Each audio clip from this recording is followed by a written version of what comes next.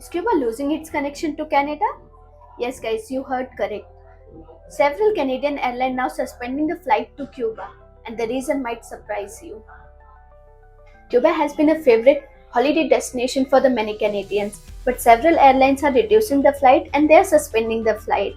The reason for the trip is right now there is a very low travel demand, such as power cut, fuel shortage, and tourists not getting a proper service over there.